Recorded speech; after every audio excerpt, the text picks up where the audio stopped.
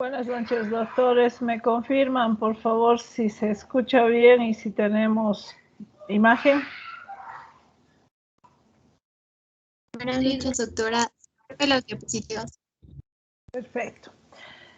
Bien, vamos a dar comienzo. Mil disculpas, he tenido un percance, una emergencia, así que bueno, pero ya estamos aquí para poder dar continuidad a la clase del día de hoy. Nos toca ingresar al módulo de intestino delgado, así que vamos a comenzar con diarreas agudas y crónicas, y también al mismo tiempo vamos a ver algunos síndromes de mala absorción para ustedes comprender la importancia y realmente que es el interrogatorio en estos pacientes cuando los afrontamos por primera vez para discernir las posibilidades de este tipo de presentación, tanto en su formación aguda y crónica, y que ello realmente pues va a determinar un adecuado manejo del paciente.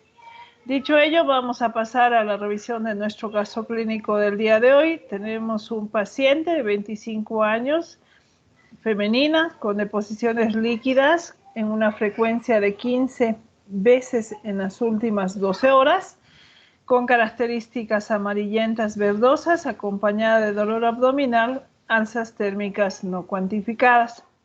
Refiere simplemente como antecedente relevante el consumo de alimentos fuera de casa en una oportunidad, al examen físico, abdomen con ruidos hidroaéreos hiperactivos, doloroso en ambos flancos y en mesogastro algo difuso. Por la característica y el contexto de la entidad, se le solicita un examen seriado en heces, donde nos identifican quistes de entoameba histolítica. Hay abundante flora bacteriana y en una de las muestras con escasa cantidad de leucocitos. ¿Cuál sería la interpretación? ¿Cómo definiríamos el manejo ambulatorio u hospitalario de un paciente con estas características? ¿Y cómo definiríamos si el paciente está afrontando un proceso de deshidratación debido al proceso de la diarrea? En esos tres aspectos nos vamos a dar, como siempre, nuestro lapso de análisis. Volveríamos para nuevamente nuestra discusión exactamente en 10 minutos, doctores.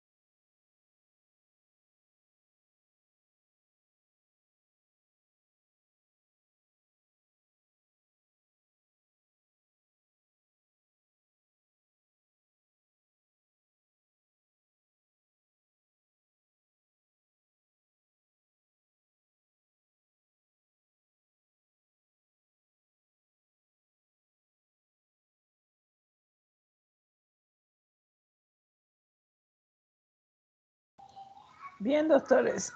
¿Algún voluntario?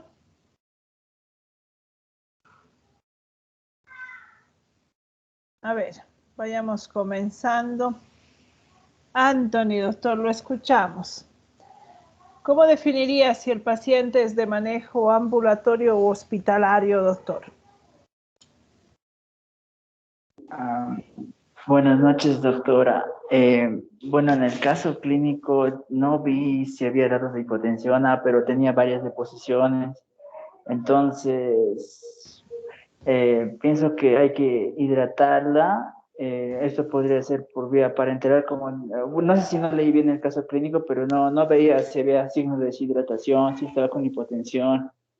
Y para si es entorno histolítica, darle metronidazol más, doctora.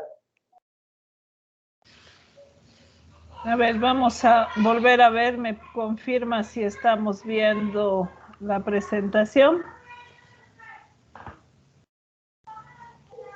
Sí, Sí, doctora. doctora, se ve. Sí, ¿no ve? Entonces, evidentemente no tenemos algunos signos vitales que nos podrían permitir saber, pero ¿cómo evaluaríamos, Anthony, la deshidratación en un paciente adulto que nos permitiría saber si es de manejo ambulatorio o es de manejo hospitalario? Si las mucosas están húmedas o secas, la turgencia de la piel, si hay signos del pliegue, si hay signos de hipotensión, si hay taquicardia, la presencia de sed, todo eso, doctora. Bien, excelente. El detalle es que la turgencia de la piel no lo valoramos tanto en el paciente adulto, peor en el paciente de la tercera edad, porque sí lo van a tener y no significa que estén deshidratados. En todo caso, en este caso, el enoftalmos sería una entidad que nos haría evaluar un poco mejor el detalle de la deshidratación, muy aparte de lo que ha indicado, que es las mucosas secas, la sensación de sed que va a referir el paciente asociado al cuadro, ¿no? Bien. ¿Algo más, Anthony? El Para ir metronidazol, doctora. al tratamiento le dejarías metronidazol. Perfecto.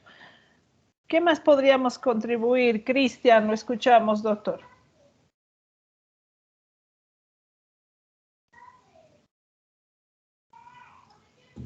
Buenas noches, doctora. ¿Cómo está? No sé qué más le haríamos. Bueno, dentro de la terapéutica es solamente la hidratación y la medicación específica para el parásito, o qué otra medida deberíamos tomar en un paciente con deposiciones líquidas, la diarrea en este caso.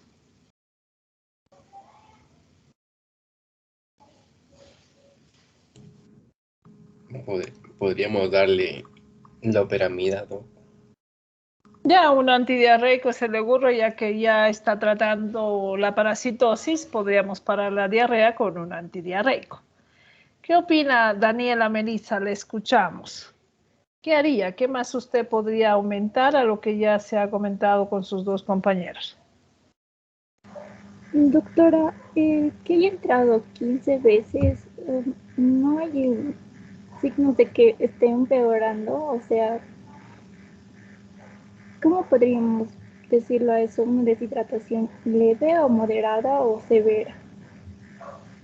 Dependiendo, realmente nos faltaría el dato, como marcaba Anthony. Si la deshidratación es grave, el paciente estaría hipotenso, podría llevarte a un choque hipovolémico. Si el paciente tiene una deshidratación moderada, pues va a tener la mucosa seca, va a estar sediento, pero probablemente no tengamos alteración de los signos vitales, no esté hipotenso, no esté taquicárdico. ¿Ok? Y vas a tener pacientes que no presenten esos datos de deshidratación, entonces ahí tiene la diarrea y ese puede ser manejado ambulatoriamente. Un paciente con deshidratación moderada podría un poco hacer lo que decía Anthony, lo hidratamos en la urgencia, lo ponemos bien y se lo mandamos a casa, que también es una opción. Ahora, ¿Existirán algunos signos de alarma que nos digan, como tú, lo que ahorita te preguntas y dices, y cómo sé si se lo mando y se pone peor? ¿Cuáles serán esos signos de alarma, doctora? Que presente deposiciones con sangre, que tenga fiebre, deshidratación, compromiso de la conciencia. Así es. Entonces van a haber algunos atenuantes que nos va a permitir tomar la conducta y decir, no, el paciente debe quedarse y no podemos remitirlo a casa. Entonces siempre nos vamos a apelar a algunos criterios o signos de alarma que nos van a pues poner una alerta y decir, pues esto puede marchar mal, ¿no?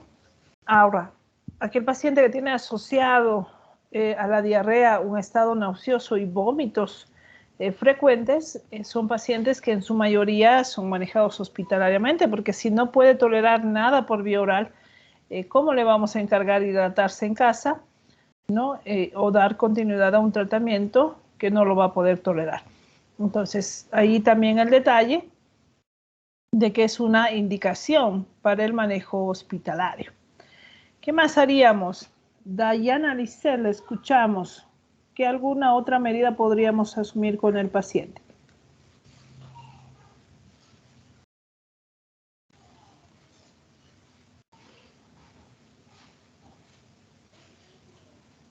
¿Está con nosotros, Dayana?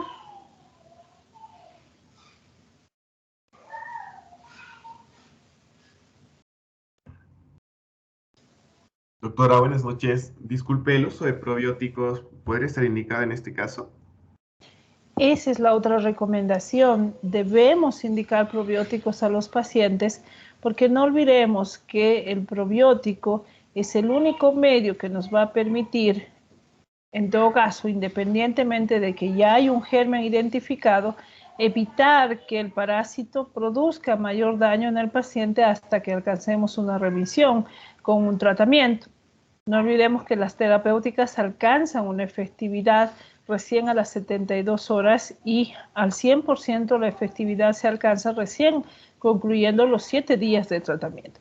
Entonces los probióticos, independientemente sean bacilos, sean hongos asociados para la marcación de probióticos, van a ayudar a que el medio interno pues cumpla la funcionalidad de inmunidad que nos protege y evitemos que cualquier germen, ya sea un parásito, una bacteria o un virus, produzca mayor daño en el medio interno y el paciente pueda hacer llevadero la sintomatología y la remisión total de la enfermedad como tal.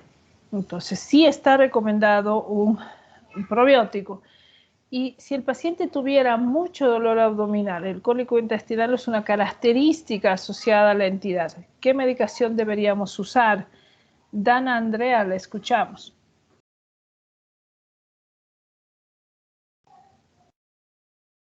Sí, perdón, doctora, ¿me puede repetir la pregunta, por favor?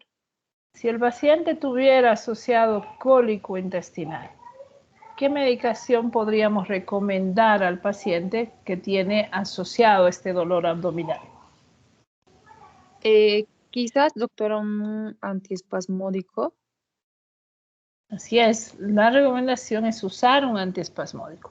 Y este detalle es importante que ustedes sepan que ya han llevado la parte de farmacología, porque los antiespasmódicos tienen una acción también de antieméticos, específicamente el bromuro de iosina. Cuando uno indica un bromuro de iosina y el paciente está con cólico y está nauseoso, un solo medicamento va a producir una efectividad para ambas sintomatologías en el paciente. Entonces, hasta ese detalle es muy importante nosotros poder indicar la medicación que inicialmente puede ser sintomática antes de ir a un examen en heces y posteriormente va a ser terapéutica una vez identificado el germen, la bacteria, el parásito o el virus que ha producido el problema. ¿Se entiende, doctores, o hay alguna pregunta hasta ahí antes de entrar a nuestra revisión bibliográfica?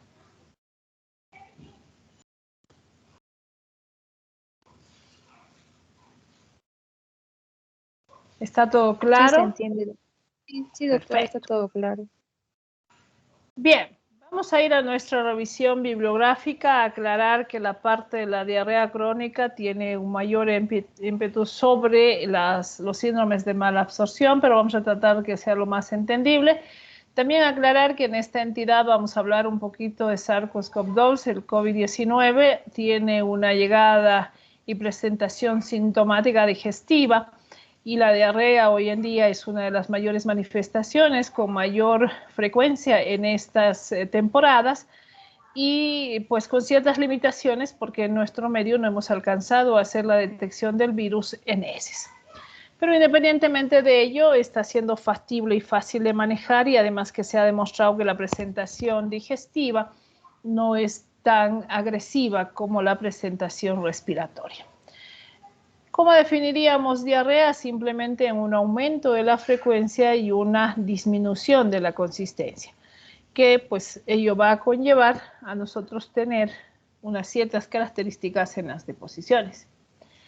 Es importante saber que el tiempo de presentación de la diarrea la va a hacer que se subdivida en 3 tipos: aguda, persistente y crónica. Si dura menos de 2 semanas va a ser aguda. Si está entre 2 a 4 semanas va a ser persistente, y si es mayor a 4 semanas va a ser crónica.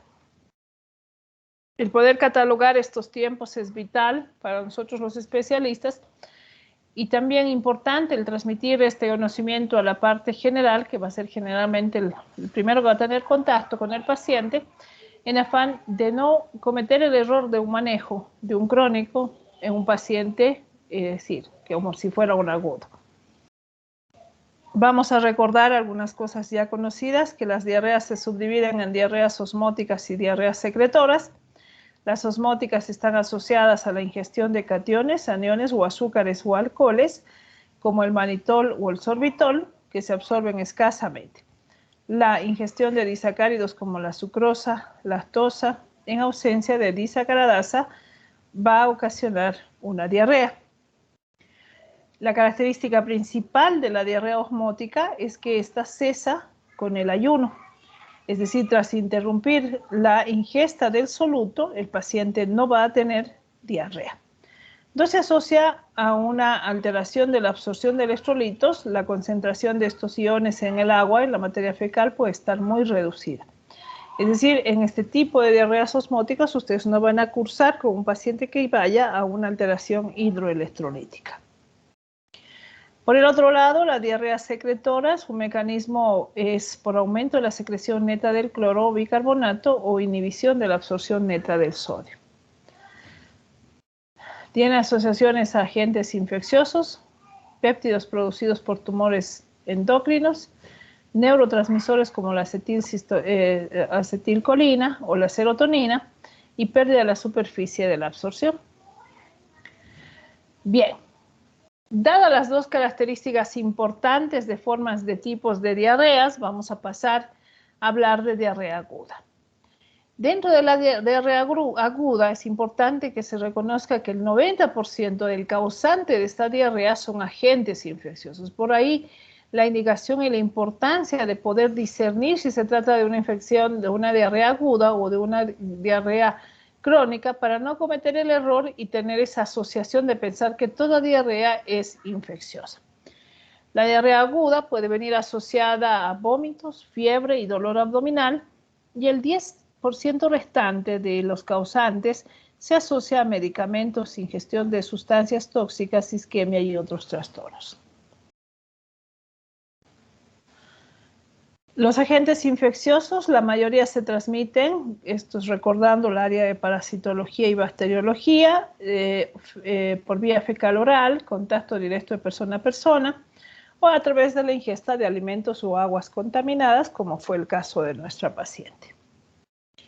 Existen algunos grupos de alto riesgo, en este caso la diarrea del viajero. A muchos de nosotros nos ha pasado que alguna vez salir a algunas otras zonas dentro del mismo territorio boliviano, hemos cursado con un proceso diarreico, y estas tanto virus como bacterias más frecuentes de la producción son la E. coli patógena, el Campylobacter, la Shigellosis, la Aeromona, el novovirus, el coronavirus hoy en día y la salmonelosis también. Dentro de esos grupos de alto riesgo están los consumidores de ciertos alimentos. Los alimentos realmente de fuera de casa son los de mayor sospecha ante cuando uno hace un interrogatorio frente al causante o de dónde o cómo adquirió la parasitosis. Personas con inmunodeficiencias, las patologías suelen producir una diarrea más intensa, prolongada, usualmente por gérmenes oportunistas. Los pacientes con PBBS pues van a ser los principales en cursar infecciones oportunistas. Tenemos también a grupos importantes como pacientes pediátricos en guarderías. Tenemos también a pacientes de la tercera edad ya en centros de asilo, donde ante la posibilidad de un brote o una infección de alguien, pues eso puede conllevar a la infección del resto. Usualmente la diarrea aguda es una diarrea acuosa, abundante, secundaria a una hipersecreción de intestino delgado. La diarrea pues tiende a aparecer de forma súbita y se puede acompañar de vómitos y puede no haber fiebre o distensión y dolor abdominal. Cuando normalmente está asociada a la entidad de la náusea y el vómito, se asume a darle un diagnóstico como gastroenteritis. Cuando es simplemente diarrea abundante, se tiende a dar la denominación de enterocolitis, y cuando las diarreas son pocas, escasas, muy reducidas en volumen, se tiende a dar la denominación de colitis. Entonces depende mucho de la característica de cómo se presente la diarrea. Puede acompañarse de otras manifestaciones como el síndrome de Reiter, la pericarditis, la glomerulonefritis o la tiroiditis autoinmune. La diarrea aguda puede ser un signo importante de otras infecciones virales como la hepatitis viral, la listeriosis, el síndrome de choque tóxico. Y en los niños normalmente la diarrea incluso puede aparecer tras solamente una infección urinaria. Entonces varía realmente y puede ser un manifiesto a través de una irritación peritoneal, como que la apertura a pensar en otro tipo de patología. Otras causas, medicamentos capaces de producir diarrea como antibióticos, antihipertensivos, AINES, antidepresivos, antineoplásicos, broncodilatadores, antiácidos, en este caso están el hidróxido de aluminio, los laxantes. Vas a tener seguramente más adelante, vamos a ver cómo pacientes que son estreñidos por el uso irracional o abundante de laxantes terminan presentando diarrea también. La colitis isquémica se asocia a dolor abdominal, diarrea al inicio líquida, abundante y posteriormente sanguinolenta. La diverticulitis, que no es nada más que la inflamación de los divertículos de colon, y la enfermedad de injerto contra el huésped. Ese detalle también es muy importante.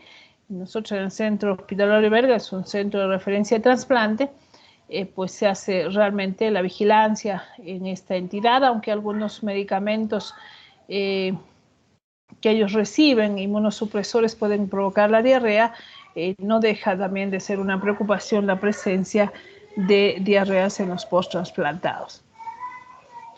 ¿Cuál es la evaluación y cómo hemos procedido con nuestro paciente? Está indicada siempre en las características y signos de alarma que nos van a ayudar a entender el por qué un paciente debe ser internado. Entre la diarrea profusa con deshidratación, heces sanguinolentas, alzas térmicas, que el cuadro sea mayor a 48 horas y que el dolor abdominal intenso en pacientes mayores de 50 años, ancianos o pacientes inmunodeprimidos. Realmente la conducta es más agresiva y generalmente es en hospitalización.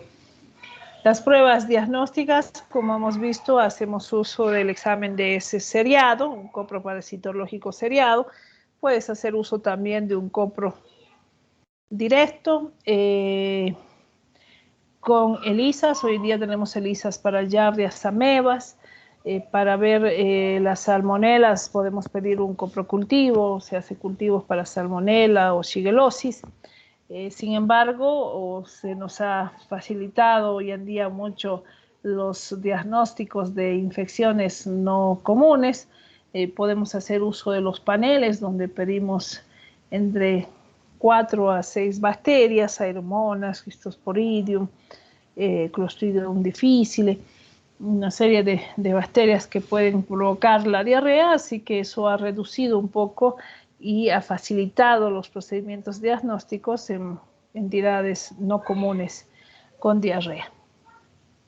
El tratamiento, como decíamos, la reposición de soluciones es de vital importancia, evitar que el paciente se deshidrate porque eso va a llevarle a una injuria renal. Un porcentaje reducido de los pacientes con diarrea ya acuden en un proceso de injuria renal aguda también. Cuando es muy profusa y hemos identificado el factor o el condicionante, el por qué el paciente tiene diarrea, se hace uso de los antidiarreicos. Si el paciente tiene infección bacteriana, una gran mayoría de ellas se tratan con quinolonas. Y si el paciente tiene un parásito, la terapéutica de primera línea sigue siendo el metronidazol para la ameba y la giardia. El antibiótico debe ser indicado en pacientes inmunosuprimidos o aquellos pacientes portadores de válvulas cardíacas sin necesidad de esperar una prueba. En este caso, la terapéutica es previa a la identificación de cualquier germen en afán de precautelar y evitar que ello conlleve a una infección de las prótesis o el paciente tenga émbolos bacterianos también. Vamos a entender un poquito qué sabemos hoy en día de diarreas y COVID antes de pasar a la parte de diarrea crónica. La pandemia del SARS-CoV-2 está conllevando una elevada mortalidad y suponiendo una crisis sanitaria a nivel mundial. La afectación fundamental es respiratoria. Sin embargo, el virus también puede afectar a otros órganos como el tracto gastrointestinal y el hígado. Los síntomas más habituales son anorexia, diarrea. Aproximadamente la mitad de los casos se podría detectar el ARN viral en las heces, lo que constituye otra línea de transmisión y diagnóstico. No podemos hacerlo en el medio. La COVID-19 tiene un peor pronóstico en pacientes con comorbilidades, aunque no existe evidencia suficiente en caso de enfermedades digestivas previas. La endoscopia digestiva puede originar aerosoles, lo que convierte en técnica con elevado riesgo de infección. Expertos y organizadores científicos a nivel mundial han elaborado guías de funcionamiento para adoptar medidas de prevención. En estos pacientes se revisan las evidencias disponibles sobre la afectación gastrointestinal y hepática, la recuperación en pacientes con enfermedades digestivas previas, las guías de funcionamiento para unidades de endoscopía durante la pandemia. Esto ha cambiado mucho nuestro enfoque porque cuando hay oleadas muy altas o estamos en pico de oleada, se reduce realmente la cobertura y la forma de realización de procedimientos debido al alto contagio que eso puede llevar con el detalle de los aerosoles. El SARS-CoV-2 infecta al hospedero gracias a su gran afinidad por el receptor de la enzima convertidora de la angiotensina 2, que además en los neumocitos se encuentra altamente expresado en las células epiteliales intestinales, mayoritariamente en el intestino delgado y de tal forma que el virus puede infectar y llegar a esta área del sistema digestivo. Ello explicaría la sintomatología digestiva de los pacientes, así como la presencia del ARN del SARS-CoV-2 en heces, lo que comporta una vía de transmisión que tener en cuenta en el control de la infección. Los síntomas gastrointestinales pueden aparecer en fase precoz de la enfermedad, incluso antes del desarrollo de la clínica respiratoria, por lo que su sospecha diagnóstica fundamentalmente en todo el paciente con posible contacto de COVID-19 reciente durante el periodo de la elevada incidencia del virus será fundamental en el diagnóstico y en el manejo precoz. Estudios recientes señalan la detección del SARS-CoV-2 mediante PCR en heces de pacientes infectados, con una mayor prevalencia en aquellos con clínica digestiva y fundamentalmente diarrea. En virus se ha detectado en muestras fecales después de la resolución de la sintomatología e incluso tras su aclaramiento en las vías respiratorias, lo que podría representar una ruta de contagio adicional a la respiratoria y supondría cambios en las medidas de detección, así como en el control de la propagación de la enfermedad. El cuadro de diarrea descrito por lo general es de curso leve, de no más de 3 deposiciones día, cursa habitualmente sin deshidratación, suele aparecer al inicio del cuadro durante su evolución y además puede verse agravado en los distintos fármacos utilizados por el tratamiento de la enfermedad. Algunas publicaciones como estudios de corte con una cantidad de 318 pacientes de COVID-19 con una elevada prevalencia de síntomas gastrointestinales, hasta un 61.3% presentaron al menos un síntoma digestivo, pero no encontraron diferencias en la gravedad del curso clínico, la necesidad de ventilación mecánica invasiva que hayan ingresado en este caso a la unidad de terapia intensiva o hayan muerto o fallecido también. Bien, ¿alguna duda hasta ahí, doctores?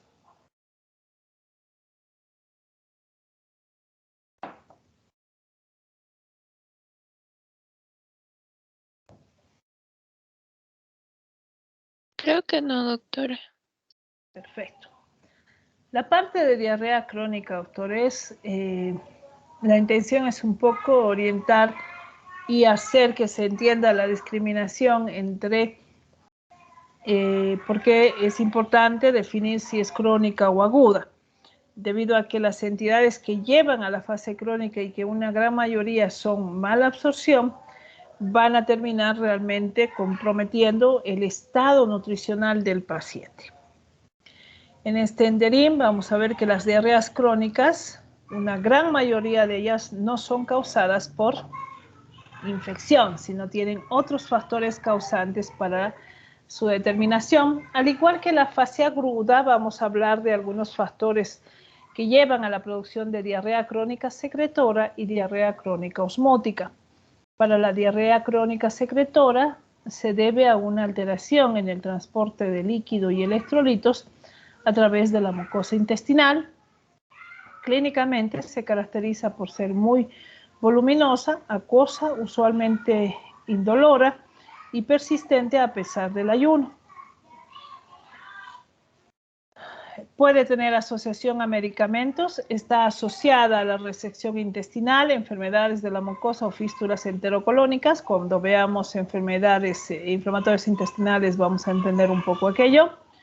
Hormonas, defecto congénito de la absorción a carbohidratos, cuando hablemos de celiaquía también. En algunos medicamentos, los efectos adversos de los fármacos y productos que se ingieren en forma crónica son la causa más frecuente, como laxantes como el zen, la cáscara sagrada, el bisacodilo y aceite resino.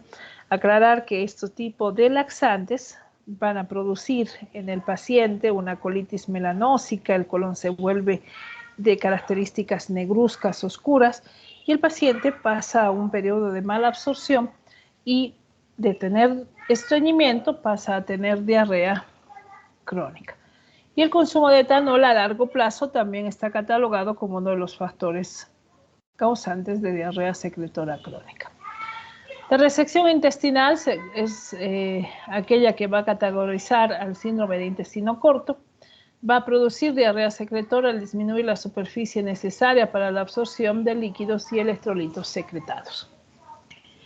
Es así que una gran mayoría de estos pacientes los tenemos como posteriores a una resección por infartos mesentéricos, donde las resecciones tienden a ser grandes y aquellos detalles y por ende en algún momento van a ver que es siempre bueno buscar la forma de conservar el órgano y las mejores soluciones no son las quirúrgicas, que incluso pacientes que van a cirugías por estreñimiento, por colon grande, por colon largo, terminan teniendo como consecuencia síndrome de intestino corto por las resecciones intestinales que sufre por cirugía.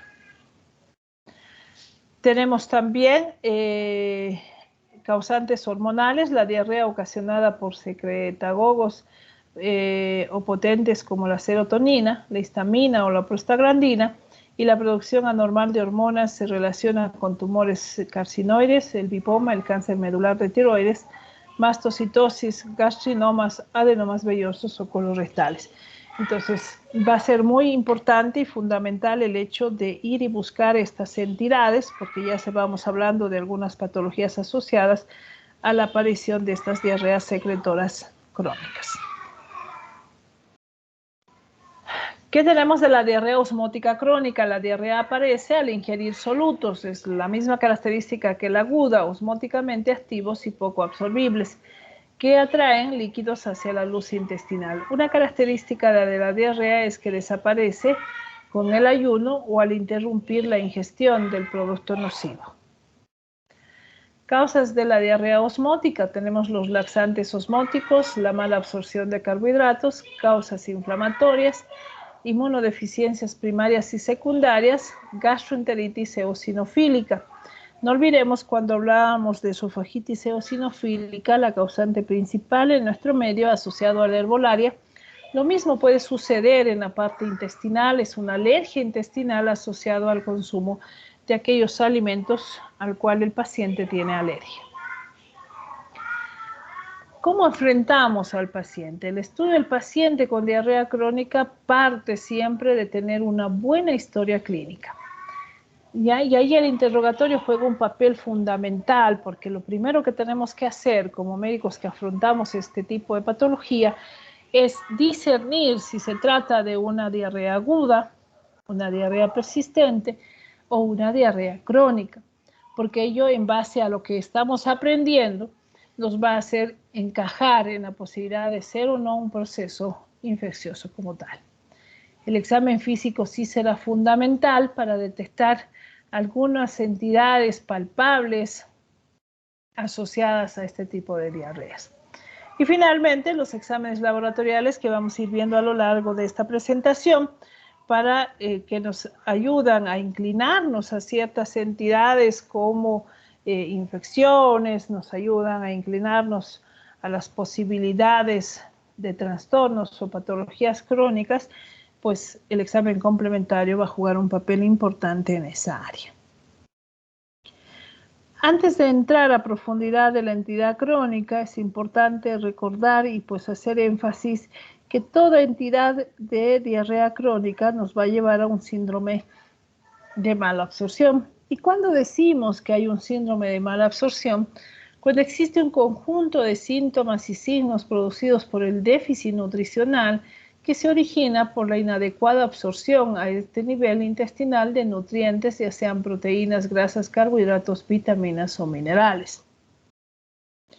Es importante recordar que existen tres procesos de la digestión durante la absorción: la fase luminar, donde la característica es las secreciones biliares, pancreáticas, que se hidrolizan la grasa, las proteínas y los carbohidratos.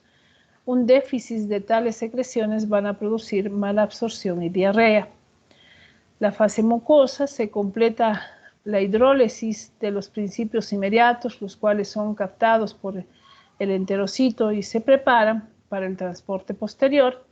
Y las lesiones de la mucosa intestinal van a condicionar un trastorno. Estas dos fases, la fase luminar y la fase mucosa, van a jugar un papel importante, que se van a alterar durante un proceso de diarrea crónica y va a llevar al síndrome de mala absorción. La fase de transporte va a tener otros factores importantes que pueden llevarnos a la mala absorción, que tampoco hay que dejarlo de lado, pero para entender un poco estas fases, la fase luminar y la fase mucosa van a ser importantes en la descripción del temario del día de hoy. La fase de transporte, solo para recordar, es una incorporación de los nutrientes a la circulación sanguínea o linfática. La insuficiencia vascular o la obstrucción linfática impide el transporte desde las células intestinales a los órganos donde se lleva a cabo el almacenamiento y el metabolismo de los nutrientes. Para entender un poco y ver la caracterización de cómo se produce, vamos a ver un poco la etiología y vamos a ver un poco la insuficiencia de la digestión categorizada dentro de la fase intraluminal. Si hay disminución de enzimas pancreáticas, el daño es la formación de micelas de sales biliares. Si disminuyen las enzimas pancreáticas, ¿qué podríamos estar viendo? Una insuficiencia pancreática con pancreatitis, fibrosis quística, deficiencia proteica y cáncer pancreático. En un daño de mala absorción de micelas por sales biliares hay una éstasis debido a la anormalidad anatómica, divertículos múltiples, estrechez, asa ciega, incluyendo una asa aferente prolongada de una gastroyeyunostomía. Nuevamente, hablando de enzimas pancreáticas, una inactivación de la enzima pancreática por hipersecreción gástrica, donde tenemos al síndrome de Zollinger-Ellison y la resección ileal, o una insuficiencia para convertir la proenzima a la forma activa, como es la enteroquinasa, y la deficiencia del tripsinógeno. Además, en la parte de sales biliares, la desconjugación de los ácidos biliares con un sobrecrecimiento bacteriano, con éstasis debido a la anormalidad de la mortalidad, la esclerodermia, la pseudoobstrucción intestinal, la neuropatía visceral y la diabética. La interrupción de la circulación enterohepática, resección ileal, obstrucción del ducto biliar o cirrosis biliar. Daño en la síntesis de los ácidos biliares, enfermedad hepatocelular severa, contaminación de intestino delgado, fístula gastrocolónica y eyunocolónica, y mezcla inadecuada de alimentos con bilis y enzimas pancreáticas, como las gastroyeyunosanastomosis. Entonces, son varios los factores, pero si vamos haciendo análisis, una gran mayoría tienen asociaciones a deficiencias de inicio de la secreción, tanto en la parte hepática como pancreática. ¿Qué pasará en la fase mucosa? ¿Cómo podríamos saberlo, ver? Por ejemplo, si hubiera una inadecuada superficie de absorción, eso se debería a una resección intestinal, a un bypass intestinal para una obesidad. Una gran mayoría de las cirugías bariátricas lo único que hacen es buscar una entidad de mala absorción del paciente. Entonces llevamos a una desnutrición forzada al paciente como producto para obtener una baja de peso.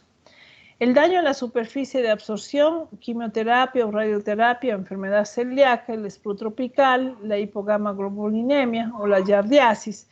La yardiasis, no olviden que se va a ubicar en el intestino delgado y esa ubicación va a diferir y va a complicar la fase de absorción en la fase mucosa.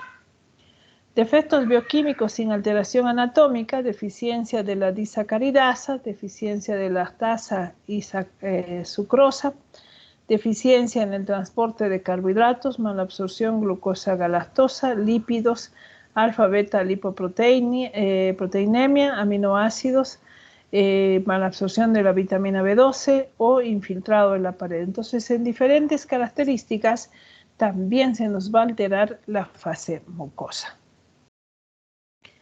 Cuando hablamos de sintomatología, realmente la sintomatología es amplia, ¿ya? Todo lo que relativamente nos podemos imaginar termina siendo un factor característico en esta entidad, en la cual pues vamos a identificar no solamente signos asociados a la mala absorción, sino vamos a también identificar signos y síntomas asociados ya al factor nutricional como tal.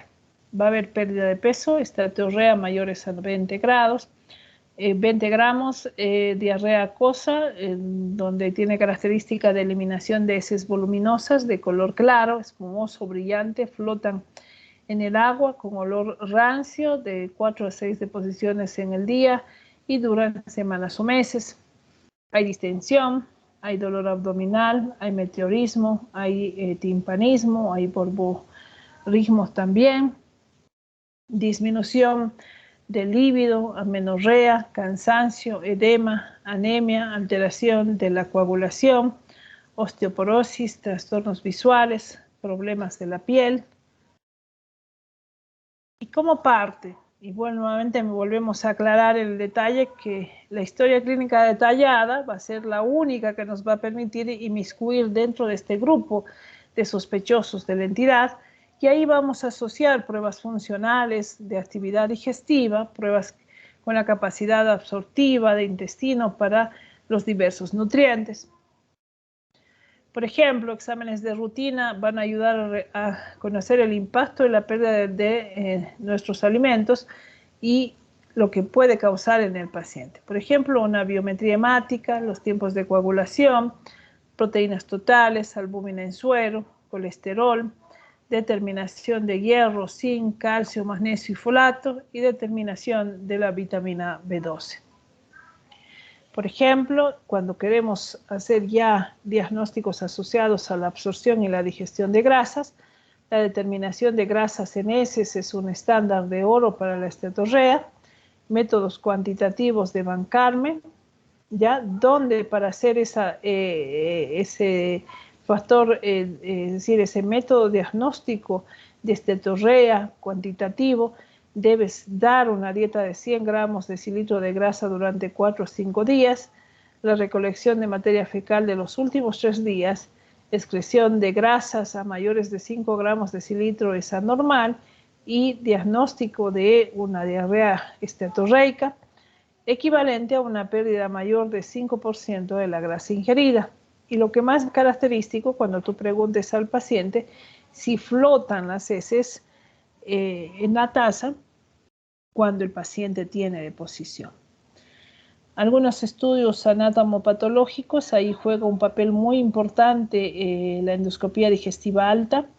Estamos viendo la segunda porción del duodeno, donde se identifica una gran cantidad de alimento pegado sobre la mucosa.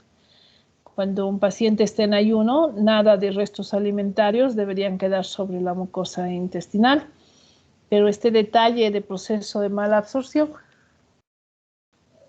nos va a hacer identificar estas alteraciones y, como vemos, una serie de restos alimentarios en la mucosa intestinal.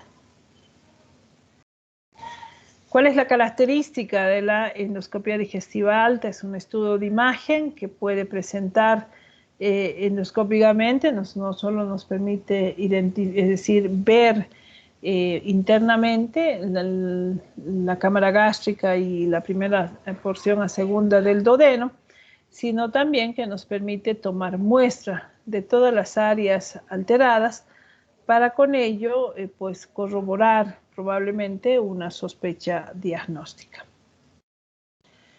Ahí tenemos 4 formas características de presentación. Estamos viendo todas segunda porción de duodeno. En esta primera imagen no tenemos pliegues, hay una atrofia llamativa en la segunda porción del duodeno. En la siguiente imagen estamos viendo varias úlceras con disminución de la luz, ¿no?, que pueden llevar a la producción de una estenosis. Esto es una característica de la enfermedad de Crohn, que cuando hablemos de enfermedad inflamatoria intestinal vamos a entender la característica del mismo. Acá estamos viendo unos pliegues engrosados con unas características importantes, parecen dientes de peine. Esta caracterización es importante en la enfermedad celíaca. Y finalmente estamos viendo la ampolla de Vater sin salida de bilis, ¿ya? Entonces también todo proceso que lleve a la oclusión y no permita la salida de bilis también va a comprometer la digestión de las grasas y evidentemente nos va a llevar a un síndrome de mala absorción. Entonces vean, son diferentes estadios y formas de presentación que pueden ser evaluados por un procedimiento de endoscopía y a través de ello tener una sospecha diagnóstica. Dentro del diagnóstico, la evaluación de grasas en heces es cuantitativa de las 72 horas con dieta de 100 gramos decilitro de grasa, si es cuantitativo o negativo. La ultrasonografía endoscópica nos va a mostrar el engrosamiento cuando se trata de Crohn y la dilatación cuando se trata de celiaquía. Y la endoscopía nos va a permitir tomar biopsias y hacer las tinciones correspondientes con colorantes índigo carmín. Nuevamente estamos viendo varias imágenes de segunda porción del duodeno con un detallado más característico de la presentación del diente en peine, de los pliegues en la mucosa de segunda porción. La biopsia es estándar de oro para las alteraciones estructurales de la mucosa. Hallazgos más comunes como aplanamiento de vellosidades intestinales, infiltrado linfoplasmocitario de la submucosa e hiperplasia de criptas. En biopsia, pacientes con historia de síntomas gastrointestinales atípicos no específicos y la mayoría de los casos por sí misma no se diagnostica. La prueba de Silli se realiza para determinar la causa de mala absorción. Vamos a ir viendo algunas pruebas características para saber algunos patrones importantes de la mala absorción. La prueba de Silli es una de ellas para determinar la causa de la mala absorción de la cobalamina, la vitamina B12. La absorción de la cobalamina precisa múltiples etapas del proceso gástrico pancreático ileal. Se puede utilizar para valorar la integridad de estos órganos a través de la aplicación de una inyección de vitamina B12 no radioactiva, a través de que el paciente debe ingerir vitamina B12 radioactiva y se recolectan muestras en orina. La absorción necesita factor intrínseco, que es liberada por las células parietales gástricas que permiten su captación por los receptores específicos de la cobalamina presentes en los bordes de cepillo de los enterocitos del hígado. Las enzimas proteásicas pancreáticas rompen el complejo de la cobalamina proteína capturadora R para liberar la cobalamina del intestino delgado proximal, donde ésta se une al factor intrínseco. Pues si hacemos un análisis gráfico de la entidad, pues veremos que desde que ingresa la cobalamina en el estómago va a tener funcionalidad interesante y por eso vamos a ir viendo ciertas características a la alteración del mismo. El páncreas, ¿no? en el intestino y luego el enterocito hasta la absorción total de la cobalamina. La absorción de la cobalamina puede ser anormal en los siguientes procesos patológicos, por ejemplo, la anemia perniciosa, donde hay atrofia de las células parietales gástricas de origen inmunitario. Una pancreatitis crónica, por ejemplo, como consecuencia hay deficiencia de la proteasa pancreática. La cloridia o ausencia del factor intrínseco en el síndrome de proliferación bacteriana habitualmente secundaria a la éstasis en el intestino delgado que produce déficit de cobalamina para una mayor utilización de estas por las bacterias. Y la disfunción ileal como consecuencia de la inflamación o restricción intestinal previa. Entonces, vean, es una serie de entidades que pueden reflejar a través de simplemente de una prueba de mala absorción. Otra prueba es la prueba urinaria de la decilosa, permite valorar la función de la mucosa del intestino delgado proximal. La decilosa es una pentosa absorbida casi exclusivamente a nivel del intestino proximal. Suele realizarse administrando 25 gramos de la misma y recolectando orina durante las 5 horas. Es anormal cuando hay una excreción menor de 4.5 gramos que refleja la presencia de una enfermedad en la mucosa del duodeno o del yeyuno.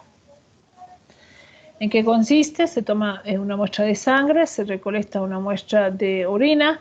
La decilosa se mide en niveles para identificar la alteración de la característica de la primera porción del intestino.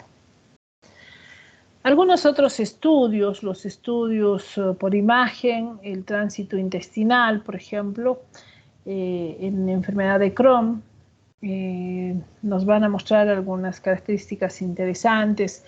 En esta imagen, por ejemplo, estamos viendo una fístula aberrante entre la parte gástrica y entérica, ¿ya?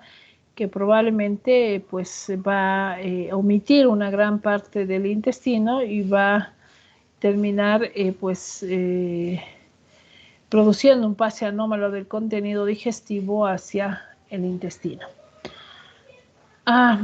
Las entidades o enteritis asociadas a la radiación también son muy frecuentes, como las colitis, las proctitis actínicas, por ejemplo, en aquellos pacientes que reciben radiación, ya sean por tumores en cervicuterinos o también o aquel paciente que tiene cáncer de próstata también, ¿no? Entonces son ellos pacientes que van a recibir radioterapia y como consecuencia vamos a tener algunas afecciones. La enfermedad de Crohn, que lo vamos a ver en la enfermedad inflamatoria intestinal,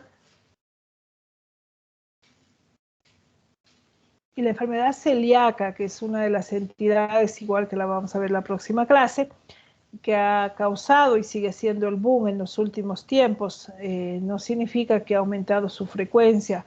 Lo único que ha sucedido en estos últimos tiempos es que más médicos lo buscamos y por lo tanto la incidencia y el diagnóstico es mayor.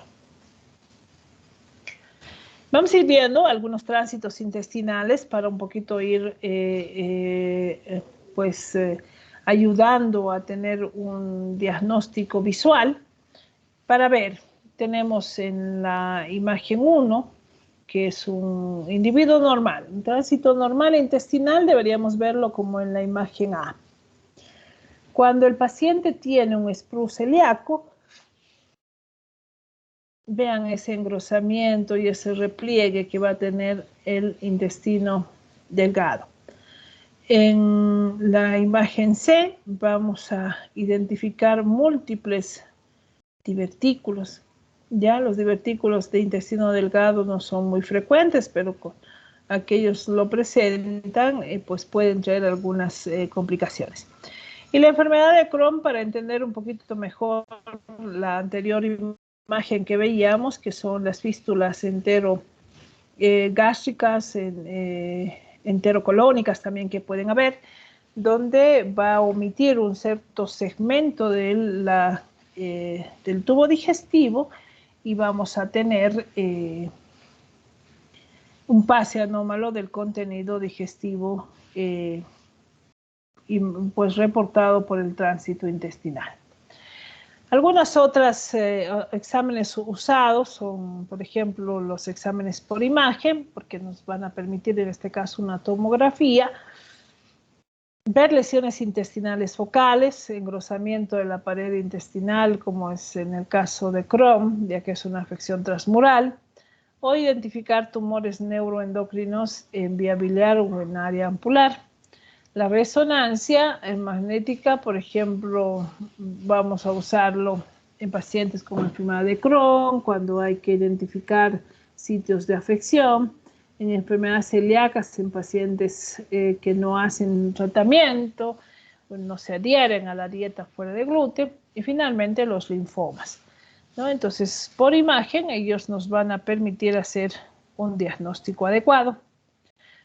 Otro estudio interesante que venimos usando de forma terapéutica en los últimos años es la RCP, que es la colangiopancreatografía retrógrada endoscópica, ya, donde nos va a permitir identificar áreas de estenosis, nos va a permitir identificar áreas con coledocolitiasis y con ello poder tomar una conducta terapéutica. Como decía, es un procedimiento terapéutico para la corrección. Si hay piedra será la extracción del hito y si hay una estenosis será la colocación de una endoprótesis. También la CEPRE en algún momento nos va a permitir hacer un tratamiento terapéutico en pacientes con pancreatitis crónica. Estos pacientes van a tener mucho dolor y además que van a ser formadores de litos en el conducto de Wilson. Por lo tanto, la única forma de extracción del mismo va a ser a través de una CEPRE.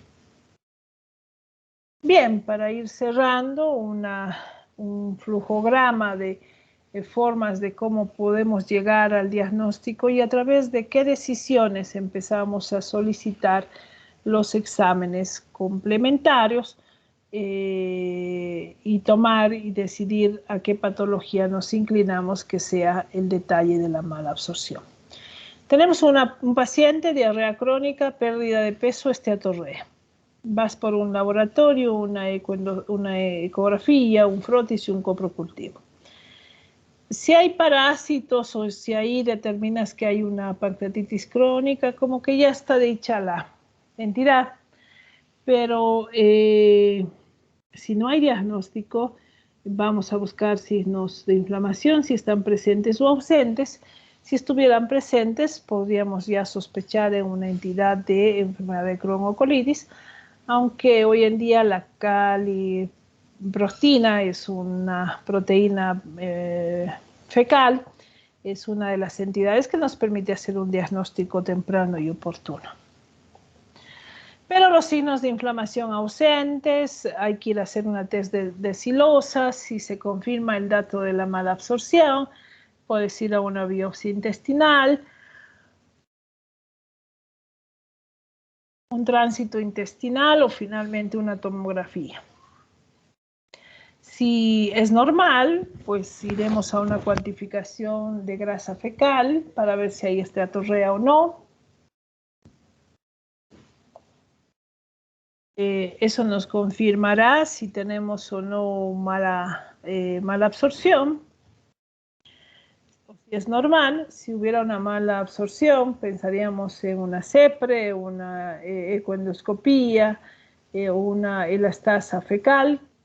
Y si no, pues un test para, si en caso es normal, en afán de ir buscando intolerancia a la lactosa, por ejemplo, empezaríamos a hacer una otra serie de gamas de exámenes asociados. Pues lo importante en esta entidad y en esta fase y el manejo, el tratamiento siempre va a depender de la causante del problema. Entonces, ello, por ende, el simple hecho de llegar al diagnóstico termina siendo fundamental y para ello el contacto inicial y el interrogatorio va a ser muy importante. Vamos a ver algunas entidades asociadas a la malabsorción. El sprue tropical afecta tanto a nativos de regiones tropicales como migrantes a esta zona. Manifiesta como diarrea crónica, esteatorrea, pérdida de peso, carencias nutricionales, entre los que se incluye folatos y cobalamina. Afecta del 5 al 10% de la población en algunas regiones tropicales. Pruebas diagnósticas de elección es la biopsia de intestino delgado que muestra anormalidades de la mucosa. Tratamiento consiste en el uso de antibióticos de amplio espectro y ácido fólico. Deben administrarse tetraciclina hasta por lo menos 6 meses y suele producir mejoría 1 a 2 semanas. El ácido fólico induce la remisión de la anemia y mejora el apetito y aumenta el peso en el paciente con esta patología. El síndrome de intestino corto, ya un poco lo explicábamos al inicio, agrupa diversos problemas clínicos que con frecuencia se producen por la resección de longitudes variables del intestino delgado. Los factores se determinan la severidad de los síntomas, como el segmento específico resecado del yeyuno o el ilio, la longitud del segmento resecado, la integridad de la válvula iliocecal, si también se reseca una porción de colon, la presencia de la enfermedad residual del intestino restante o del colon y el grado de adaptación del intestino restante. La mala absorción de lactosa e intolerancia a la lactosa, la deficiencia de las enzimas lactasa en el ribete de cepillo intestinal puede provocar mala absorción de lactosa con posterior intolerancia a la lactosa. Los síntomas principales de la intolerancia a la lactosa son distensión abdominal, dolor abdominal tipo cólico y aumento de la flatulencia o las diarreas. La esteatorrea secundaria a la mala absorción ileal de ácidos biliares es otra entidad, es un trastorno habitual en pacientes con resecciones de operación en bypass o enfermedades severas del ilio, donde se localizan las proteínas específicas para el transporte de ácidos biliares y una resección del ilium de más de 100 centímetros suele ocasionar una malabsorción de ácidos biliares severa que no puede compensarse por un aumento de la síntesis hepática y por lo tanto provoca esteatorrea secundaria en el paciente con esta entidad. Las patologías terminan siendo amplias. Realmente no nos alcanzaría la posibilidad de poder ir reflejando día a día la asociación que pueden tener las entidades de diarrea crónica y malabsorción. Por ende, vamos a nominarlas como la amiloidosis, la esclerodermia, el lupus eritematoso congénito, la diabetes mellitus, la resección gástrica amplia y la mala absorción de pacientes en edad avanzada. No olvidar que la geriatría en estos últimos años ha levantado un vuelo alto en el sentido de, pues hay una mayor necesidad y una gran parte de nuestra población ya es adulta mayor y por lo tanto una gran parte de las sintomatologías que los pacientes geriátricos vayan a tener están asociadas simplemente a los desgastes por edad. Por ende, los manejos y las alteraciones son totalmente diferentes. Pues, ¿cuál es el tratamiento? La diarrea crónica, pues varía según su etiología de cada caso, depende, puede ser curativo, supresor o empírico.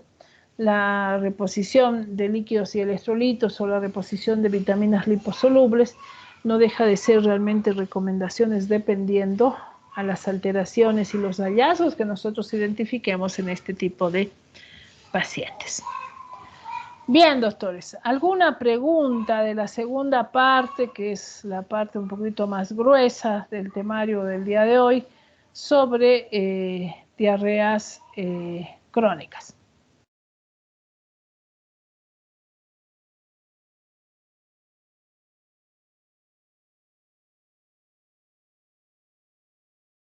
Creo que no, doctora. Perfecto. No olvidar, por favor, continuar haciendo las revisiones bibliográficas. Nos toca entrar, sí, a este módulo de intestino delgado, que es un poco más teórico. Sin embargo, no vamos a dejar de seguir poniendo clase a clase su caso clínico para ustedes analizar y profundizar el tema.